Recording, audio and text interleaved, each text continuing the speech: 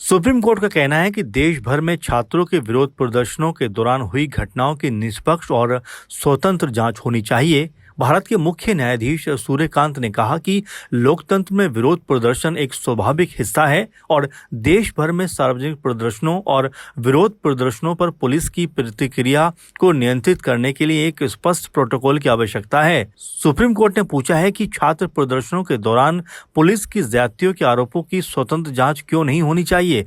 Supreme court ने छात्र विरोध प्रदर्शन को लेकर कहा कि इस दौरान हिंसा जो हुई है और जिन लोगों ने भी ज्यादती की है या कानून अपने हाथ में लिया, उनके खिलाफ कार्रवाई होनी चाहिए। अदालत ने कहा कि नीट परीक्षा का विरोध कर रहे छात्रों पर पुलिस की ज्यादतियों से जुड़े सभी आरोपों की निष्पक्ष और स्वतंत्र जांच होनी चाहिए।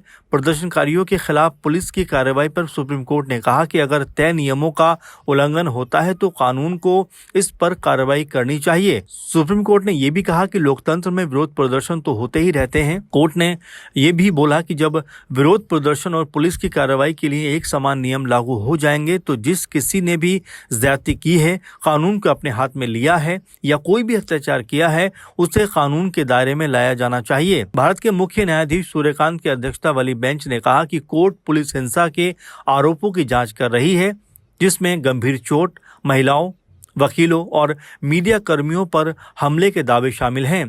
कोर्ट ने यह भी कहा कि इन आरोपों से प्रथम दृष्टया अपराध होने का मामला बनता है। खास बात यह है कि कोर्ट ने संकेत दिया है कि वो एक हाई पावर्ड कमेटी बनाने का आदेश देगा जो दिल्ली और दूसरे राज्यों में हुई हिंसा की घटनाओं की जांच करेगा। हालांकि कोर्ट ने यह भी माना कि पुलिस ये तर्क दे सकती है कि कभी-कभी शांतिपूर्ण विरोध प्रदर्शनों में भी उपद्रवी तत्व घुस आते हैं, जिससे हिंसा हो सकती है।